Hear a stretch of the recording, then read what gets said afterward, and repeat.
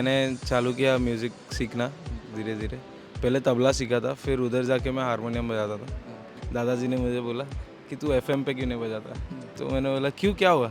नहीं, हम लोग वो बंद कर सकते हैं, इसलिए वो मतलब घर वालों से अच्छा कोई रोस्ट नहीं करता। बेसिकली घर पे मैंने ऐसा कुछ बोला तो नहीं था पर्टिकुलर, मैं गिटार लेके सिर्फ बाहर चले जाता था और उन लोग सोचते करके कुछ तो कर ही रहा होगा। पापा के प्रेशर में आके जॉब करने की कोशिश की, एक स्कूल में मैंने सिखाने की कोशिश की। मैंने बोला बच्चों से ज़्यादा सही तो मेरे ये दोस्त ही हैं जो बड़े हैं। फिर इनके साथ फिर से मैंने जुड़ने की कोशिश की और फिर ये बैंड फॉर्म हुआ। फिर जैसे हम टेलीविजन में आए फिर सारा चीज़ बदल गया। फिर घर वालों को भी लगा करके सही में कुछ तो कर रहा है। बट आपको कभी किसी के सामने परफॉर्म करते समय डर नहीं लगता? वो एक्साइटमेंट वाला डर लगता है, फियर वाला डर नहीं लगता? फियर वाला डर नहीं है, एक्साइटमेंट वाला, क्योंकि अभी जिसका गाना है, जिसने कंपोज किया है, जिसने गाया है, उसी के सामने वही गाना गाना है। आपके साथ भी ऐसा ही था? हाँ एवेंजर्स असेंबल वाला सीन। तो आप लोग के कैप्टन मार्वल सनीश भाई हैं। हाँ जी, वही है। तो MS धोनी का नाम नहीं बोल सकता क्योंकि अभी लास्ट है वो टेबल पे। ओ भाई अपनी ही टीम वाले रोस्ट कर रहे हैं। अच्छा है, अच्छा है। रहमान जी ज़्यादा बात नहीं करते और मुझे लगता है वो ज़्यादा आपको करेक्ट भी नहीं करते। मेरी उनसे थोड़ी सी बात हुई थी, मैंने उनको बोला था करके सर मैं आज आपके सामने यहाँ से गा के घर जा रहा हूँ। मेरी माँ हमेशा मुझे म्यूज़िक शुरू करने में बोलती थी क्या करेगा बड़ा होकर, रहमान बनेगा क्या? तो अब मैं शायद माँ को जाके बोल सकता हूँ रहमान तो नहीं बन सकता पर उनके सामने गा के ज़रूर आया हूँ। तो उन्होंने मुझे बोला करके इतना छोटा टारगेट मत रखो, रहमान मत बनो, रहमान से भी बड़े बनो। सबका ऐसा मिसकॉन्सेप्शन रहता है कि अरे एटीट्यूड दिखाता है, लेकिन सबका अपना अपना स्पेस होता है। लेकिन अगर आप पर्सनली मिलने जाओ तो वो लोग काफ़ी हम्बल है। 5-6 साल आप दोस्त के साथ जब रहते हो आप एक दूसरे को इतनी बारीकी से जान लेते हो कि आप ऐसा लगता है करके यार यहाँ पे कुछ ख़राब नहीं होगा। आप तो एक परिवार बन गया।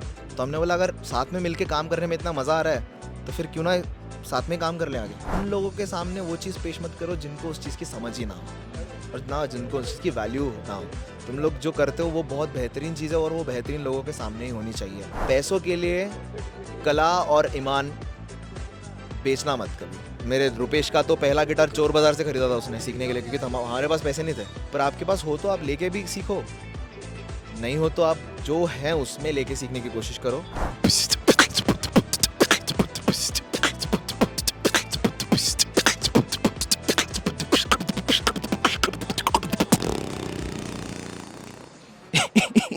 अच्छा है, स्वागत है आप सबका विस्तार न्यूज़ और विस्तार डिजिटल में।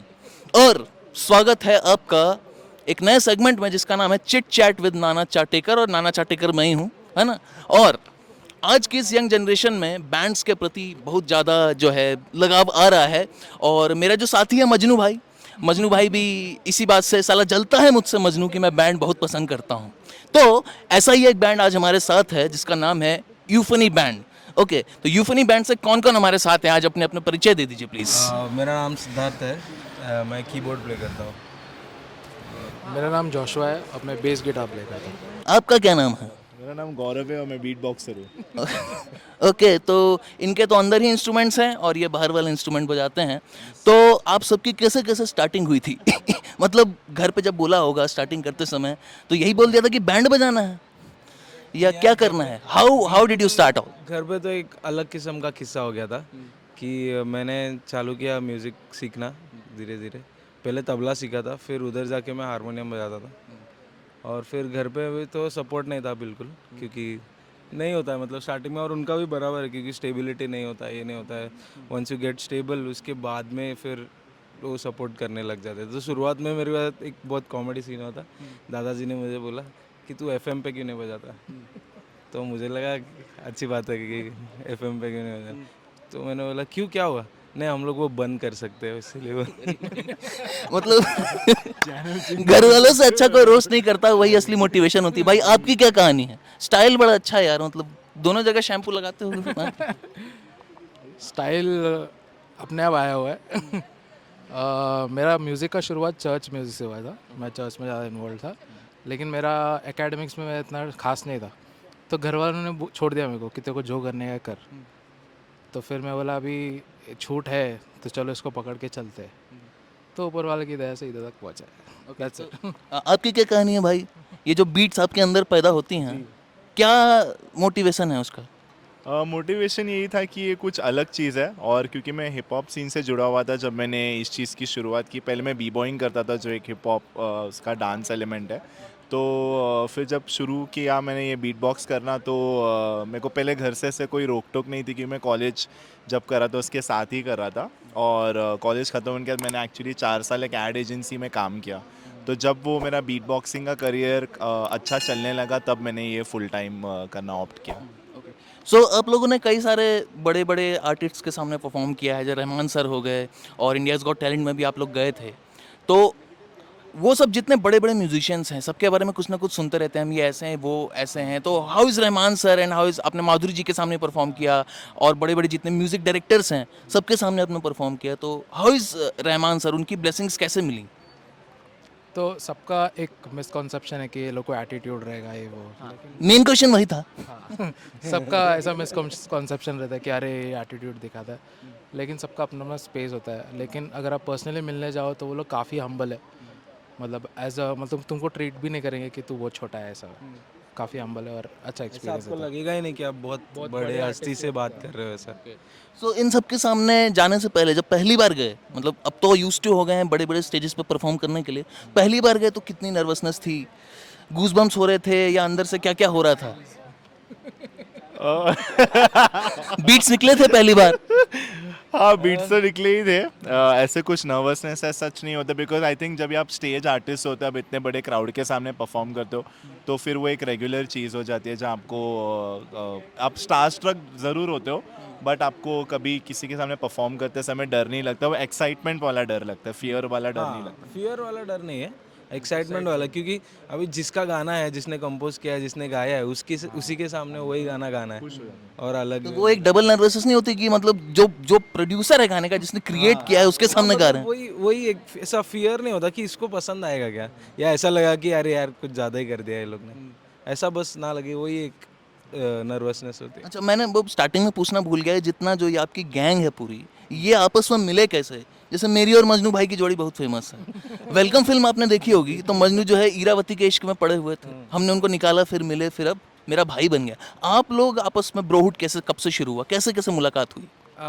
शुरुआत हुई थी 2015 में। ये लोग सब लोग एक ही कॉलेज में थे, मैं सबसे छोटा हूँ इनसे उम्र में, तो मैं लेट आया कॉलेज। और इसमें और यूनिवर्सिटी का एक कंपटीशन होता है, मुंबई यूनिवर्सिटी का यूथ फेस्टिवल करके, तो उसमें सनीश डायरेक्ट करता था, मतलब वो एक ग्रुप सिंगिंग कंपटीशन होता है, सब लोग ये करते हैं।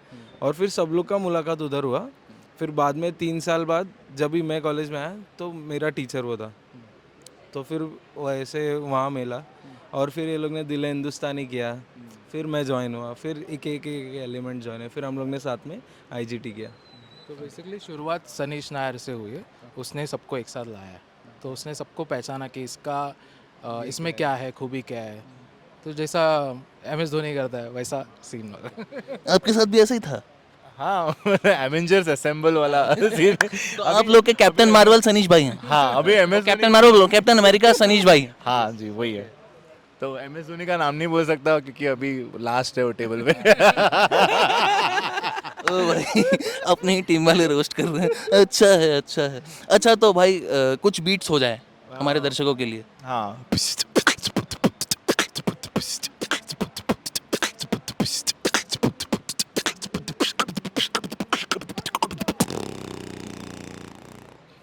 भाई मैं ही हिल गया सुन सुन के। अच्छा है, मेरे अंदर में कुछ बीट्स जाग जाए, वैसे इतनी आवाज़ निकल रही है वही बहुत है। तो मैं आप लोग से पूछना चाहता हूँ भाइयों कि जो आजकल का जो यूथ है, जो बैंड्स, पहली बात तो बैंड को इतना असेंबल करना और इतना इस पर खर्चा होता है, आप इक्विपमेंट्स खरीदते हो, तो जो यूथ सोच रहा है कि भाई बैंड बनाया जाए, ये किया जाए, तो एक चैलेंज है, ये उनको क्या सजेस्ट करना चाहोगे? सीधा इक्विपमेंट खरीद ले या पहले कुछ अपना करे जुगाड़, नहीं, पहले या इसे प्लान बी की तरह ले, बाद में जाके प्रोफेशन तो बना सकता है अगर अच्छा चल गया तो? यस, पहले तो सीखना चाहिए बहुत, मतलब पहले लर्निंग स्टेज होना चाहिए, फिर वंस यू गेट कंफर्टेबल कि आपको सही में करना है। नहीं तो क्या होता कि ले लिया 1 लाख का कीबोर्ड या फिर कुछ और फिर हो गया 2 महीने बाद यार नहीं आ रहा तो छोड़ दिया। कीबोर्ड तो बजा नहीं पाए, खुद की बच जाती है, ऐसा कुछ? वही सीखना बहुत ज़रूरी है, और जो सोर्सेस है हाथ में उसके साथ ही खुश रहना फिलहाल ज़रूरी है। उसके बाद जैसे तुम्हारा स्किल्स बढ़ता है वैसे वैसे तुम रिसोर्सेज बढ़ा सकते हो। नहीं तो कुछ आता नहीं और ले लिया कुछ भी, कुछ कर रहे हो तो वैसा नहीं होता। You should learn. तो अब आप लोग जब इतने ज़्यादा फेमस हैं, तो जब ये सब आप लोग करने जा रहे थे तो ऑब्वियसली बहुत सारे लोगों ने टोका होगा कि क्या करने जा रहा है, इसमें कुछ होगा नहीं। तो अब जब आप लोग इतने फेमस हो गए हैं तो वो लोग उन लोगों का रिएक्शन अब क्या होता है? वही होता है कि सब बोलते हैं अरे सही चल रहा है, हुमस कर रहा है। वैसे ही होता है। और रोक टोक का तो वही था कि जब आप ये करते हो तो मतलब जनरली लोग पूछते हैं कि अच्छा ये कर रहे हो बट आप काम क्या करते हो, क्योंकि स्पेशली बीट बॉक्सिंग को तो कोई भी सीरियसली नहीं लेता बिकॉज वो एक इंस्ट्रूमेंट है ही नहीं, एग्जिस्ट ही नहीं करता। आप कई लोग उसे मिमिक्री की तरह मानते हैं, हाँ, लेकिन वो एक अलग टैलेंट है। हाँ, अब वो उसका लेवल इस तौर पर पहुंच चुका है कि जब कोई सुनता है तो उनको लगता है हाँ ये सीरियसली मुश्किल चीज़ है सीखना और यूनिक चीज़ है। तो अब तो प्रेस करना रहेगा तो लोग बोलते हैं सही चल रहा है, ये कर रहा है बस। आप दोनों को भी रिश्तेदार परेशान करते थे पहले, तो वही रिश्तेदार अब प्रेस करते हैं, क्या है? रिश्तेदार नहीं, ज़्यादातर टीचर्स लोग, क्योंकि मैं बोला ना एकेडमिक्स में सही नहीं था, तो वो लोग ने तो मेरे को स्टैम्प मार दिया था, तो कुछ लाइफ में तो कुछ करेगा नहीं। बट ये सब टेलीविज़न हुआ तो वो लोग मेरे को अभी इनवाइट करते हैं एज अ गेस्ट कि तू आ, हमको बताना है कि तू हमारा बच्चा है, तो डायरेक्ट प्लेट चेंज। नहीं, एक्चुअली मेरे साथ भी यही हुआ था जब मैंने अपना शुरू किया ना काम। तो जब पहली बार पैसा है तो कई लोग बोले थे अब जो है, अब मुझे जब पैसे आते हैं मैंने कहा देख रहे हो। तो ये हो जाता है। अच्छा, तो जब आप इतने सब फेमस हो गए हैं तो आप में से कितनों के पास कितने कितने प्रपोजल आए हैं? मैं शादीशुदा हूँ मैं। ओह हो। सबसे छोटा बट ये छोटा बकेट बड़ा धमाका निकला है तो। ओके, तो आ चुका है। लव है अरेंज? Love marriage. बैंड वाले हैं। अच्छा, आप लोगों को कितने प्रपोजल आए? पता नहीं यार, कभी काउंट नहीं किया ये सब। तो जब ऐसे अटेंशन आता है, फीमेल अटेंशन आता है या ऑडियंस में से रिएक्शन आता है, वी लव यू करके, ये वो, तो क्या क्या लगता है अंदर से? तो हम लोग जो काम है उसमें आपको कैसे काम पे फोकस करते हैं तो कैसे कंट्रोल होता है अपने आप पे? वो हो जाता है, क्योंकि शुरुआत में वो जो विजन था कि मेरे को कुछ बनना है, तो वो वही फॉलो कर रहे हैं, तो उसमें डिस्ट्रैक्शन नहीं चाहिए बीच में। नहीं तो ओके, सो सबसे लास्ट सवाल कि अगर हम लोग की एज का या आप छोटी एज का ही, क्योंकि बड़ा क्रेज़ हो रहा है आजकल की स्कूल पास किया नहीं या स्कूल में ही म्यूज़िक की तरफ बच्चे जा रहे हैं क्योंकि लोगों को देखते हैं कि इतने फेमस हो रहे हैं, तो सबसे पहले क्या करना चाहिए? इसी में जाएं या पहले एक अपना बेस बना लें, या इसे प्लान बी की तरह लें, या पहले किसी और प्रोफेशन में जाएं या जॉब कर लें? मतलब बेसिकली ये है। नहीं, बेसिकली पहले तो एजुकेशन कर लो। हाँ, मतलब ऐसा नहीं कि म्यूज़िक सीखे, एजुकेशन भी उतना ज़रूरी है, क्योंकि फिर आपको चीज़ें जल्दी अडाप्ट करने में हेल्प होगी।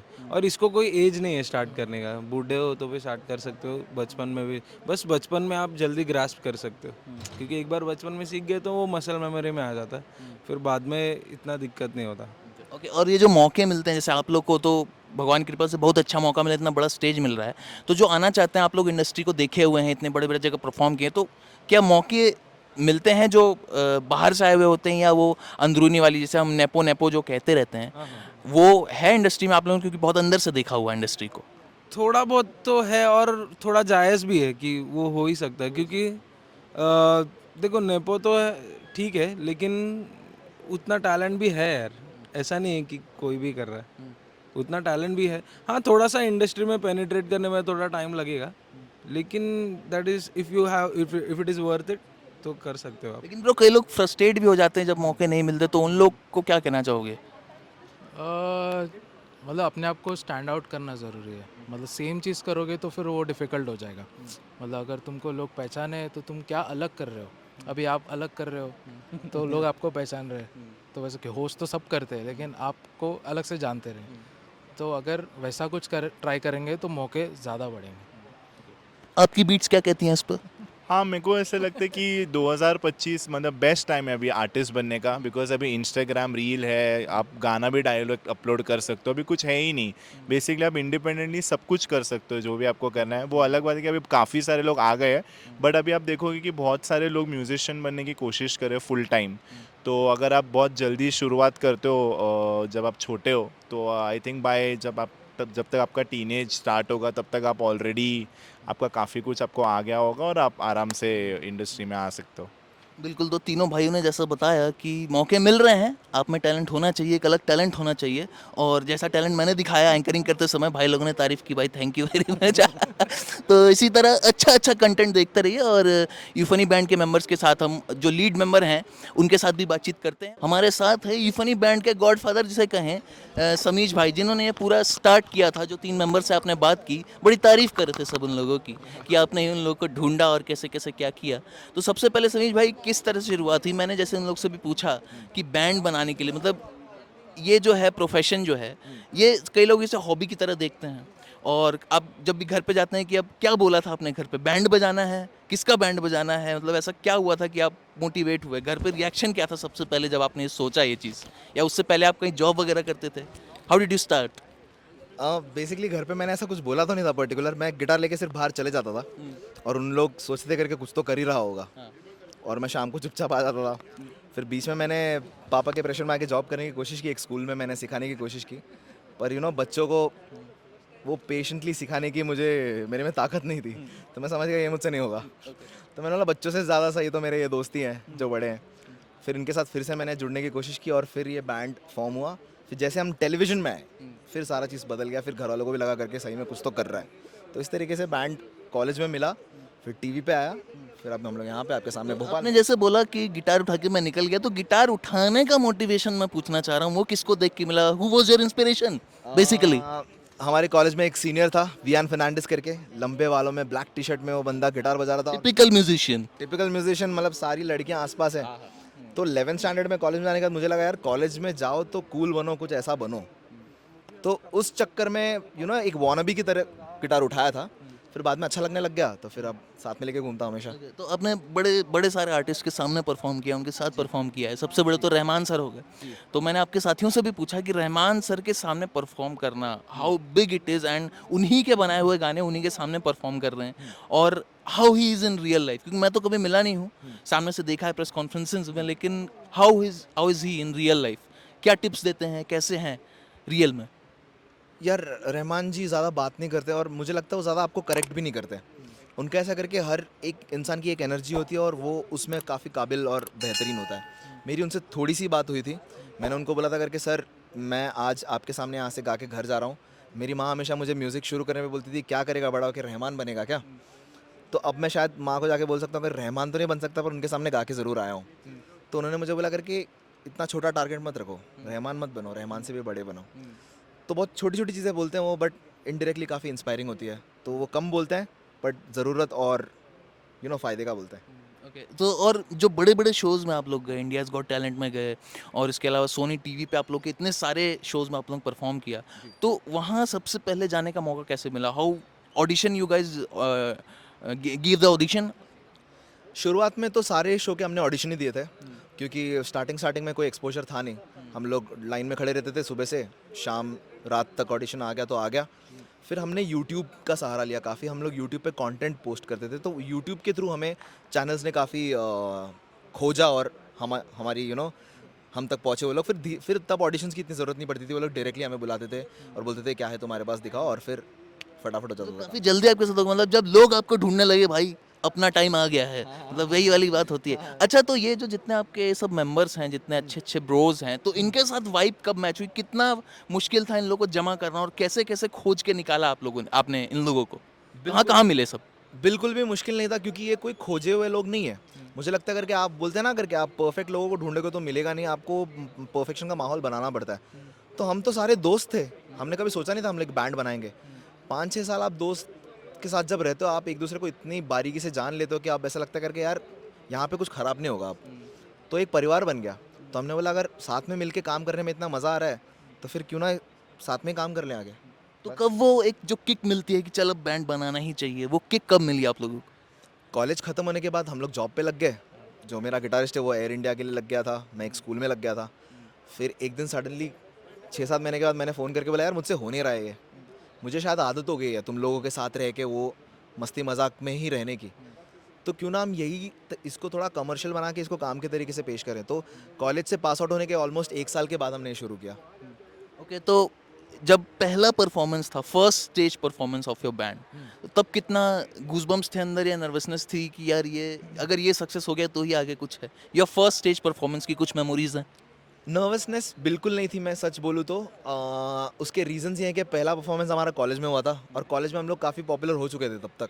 और दूसरी चीज़, स्टेज पे आप जब आपके दोस्तों के साथ होते हो ना, तो आप ऑलरेडी 100% कॉन्फिडेंस लेके चल रहे हो कि यार मैं तो अपने कंफर्ट जोन में ही हूँ। तो आज भी आप जब देखोगे ना स्टेज पे ये शो, आपको लगेगा करके यार ये लोग सब लोग ऐसे पेश कर रहे हैं जैसे कि सामने कोई बैठा नहीं है, क्योंकि हम आपस में एक दूसरे के लिए बहुत कंफर्ट जोन है, तो हमें डर नहीं लगता। ओके तो जितने इतने आप महागुरुओं से मिले हैं, म्यूजिशियन से, आर्टिस्ट से, किसी एक आर्टिस्ट की कोई टिप जो आपको याद रह गई हो मेमोरी में, किसी एक सेलिब्रिटी या किसी आर्टिस्ट की टिप? किसी आर्टिस्ट की टिप तो नहीं मिली मुझे, बट एक बुजुर्ग अंकल की टिप मिली थी। एक शो में, कोलकाता में एक शादी के शो में हम बजा रहे थे, सब ड्रंक थे, तो उन्होंने शायद हमारा गाना इतना ध्यान से सुना नहीं, उनको नाचना था, तो उन्होंने हमारे तरफ टिश्यू पेपर्स और फॉइल्स वगैरह भेज। वो भी ड्रंक थे क्या? हाँ। तो ज्ञान फिर अंदर जाने के बाद ही निकलता है। तो क्या ज्ञान दिया फिर उन्होंने? नहीं, वो अंकल ड्रंक थे क्या मुझे पता नहीं, बट वो सब फेंकने के बाद हम लोग काफ़ी डिसअपॉइंट हो गए थे। तो वो अंकल ने, जो बुजुर्ग थे, उन्होंने आके बोला करके उन लोगों के सामने वो चीज़ पेश मत करो जिनको उस चीज़ की समझ ही ना हो और ना जिनको उस चीज़ की वैल्यू ना हो। तुम लोग जो करते हो वो बहुत बेहतरीन चीज़ है और वो बेहतरीन लोगों के सामने ही होनी चाहिए। पैसों के लिए कला और ईमान बेचना मत कभी। तब से हमने ये ध्यान रखा करके कहीं भी एक छोटा भी हल्का डिसरिस्पेक्ट होता है टुवर्ड्स आवर वर्क, हम लोग वहाँ से हमेशा एग्जिट कर लेते हैं। Okay, nice one. सो अभी आप लोग के क्या क्या प्लान है? कुछ आपका ओरिजिनल एल्बम आ रहा है, कुछ आ रहा है? यहाँ तो आप बहुत बढ़िया माशाल्लाह परफॉर्म करने वाले हैं। आपका आगे के प्लान्स क्या है? What are your future projects? Future projects तो सर यही है कि इंडिपेंडेंट म्यूजिक और लाना है हमें, क्योंकि देखो कमर्शियल तो बैलेंस करना पड़ेगा। लोग बॉलीवुड इतना सुनते हैं कि बॉलीवुड में ही पैसा है। बॉलीवुड से ऑफर है? बॉलीवुड से ऑफर आए लेकिन वो सिंगल्स के लिए हैं। जैसे कि मेरे लिए एक अलग काम हो गया, बीट बॉक्सर के लिए अलग काम हो गया, तो इस तरीके से अलग अलग लोगों के लिए काम आता है। एज अ बैंड बहुत कम आता है, क्योंकि एक बैंड का म्यूजिक एंटिटी अभी तक है ही नहीं, सब इंडिविजुअल कंपोजर्स का मेन काम होता है बॉलीवुड में। बट लेट्स होप कि धीरे धीरे वो भी चेंज हो जाए। ओके, सो अब आजकल का जो यूथ है, जो सबसे पहले तो इतने इक्विपमेंट्स जो आप लोग यूज़ करते हैं, कई सारा यूथ ये देख के ही इंस्पायर होते हैं, चलो पहले इक्विपमेंट ले लेते हैं फिर सीख लेंगे, या इस फील्ड में आना चाहता है, तो उनको क्या टिप्स देना चाहेंगे आप? यार देखो, पैसे है तो ले लो, कोई गम नहीं है। इक्विपमेंट्स बहुत महंगे हैं, सबसे बड़ी दुख की बात तो यही है। मेरे रुपेश का तो पहला गिटार चोर बाज़ार से खरीदा था उसने सीखने के लिए, क्योंकि हमारे पास पैसे नहीं थे। हमने उस पर सीखा, फिर हम पैसे कमाने लग गए, अब जाके हमने महंगी महंगी चीज़ें खरीदी हैं। पर आपके पास हो तो आप लेके भी सीखो, नहीं हो तो आप जो है उसमें लेके सीखने की कोशिश करो, पर सीखो। तो आप लोग मतलब इतने जितना जो ग्रुप है, आप लोग क्या रूट्स, इंडिया के रूट्स में जाके कुछ ढूंढने की कोशिश करते हैं? क्योंकि कई मैंने टैलेंट्स देखे हैं ट्रेन्स वगैरह में, जो वो हाथ से बजाते हैं, उनमें भी एक अलग बीट होती है। तो आप लोग उस तरह का म्यूजिक भी ढूंढने की कोशिश करते हैं, उस तरह के आर्टिस्ट, या आप लोग ही काफ़ी हैं? हम लोग आपस में काफ़ी हैं, क्योंकि हम लोग जो कर रहे हैं वो भी काफ़ी नया ही है लोगों के लिए। जब भी लोग ये सुनते हैं तो वो लोग ना छोटी छोटी चीज़ें, एलिमेंट देखते हैं। जैसे कि एक बीट बॉक्सर आपने कभी लाइफ में एक बैंड में देखा नहीं होगा। I think euphony the first band to introduce beat boxing in a band. अब हम लोग टेलीविजन में आने के बाद काफ़ी लोगों के पास बीट बॉक्सर्स है बैंड में, तो इन अ वे हम लोग ने वो लेगेसी शुरू किया एंड वी आर प्राउड। तो we wish you best of luck Samish भाई, एंड होपफुली आपका जो ये परफॉर्मेंस है बहुत बेस्ट रहेगा। हम लोग इंतज़ार करेंगे यहाँ रुक के कि जैसा परफॉर्मेंस रहे। एक कुछ आप संदेश देना चाहे आज के यूथ को कि बैंड में अगर आना चाहता है तो क्या करे सबसे पहले? यार अगर बैंड बनाना है, म्यूज़िक करना है, जो भी करना है, ऐसा सोच के मत करना करके इससे कुछ फ़ायदा होगा या कुछ होगा। मज़े के लिए करो, ऑटोमेटिकली बाकी सारी चीज़ें अलाइन हो जाएंगी। ओके, तो ये इनकी एक बात मुझे सबसे पसंद आई कि क्लियर कट बात करते हैं, एक लाइन में ख़त्म कर देते हैं, ज़्यादा एक्सप्लेनेशन नहीं देते, और यही एक लीडर की पहचान है। तो आप देख रहे थे विस्तार न्यूज़, विस्तार डिजिटल, और ये थे हमारे साथ यूफोनी के लीडर, ग्रुप मेंबर साथ की बात हो चुकी है। So stay tuned and subscribe to Vistaar digital.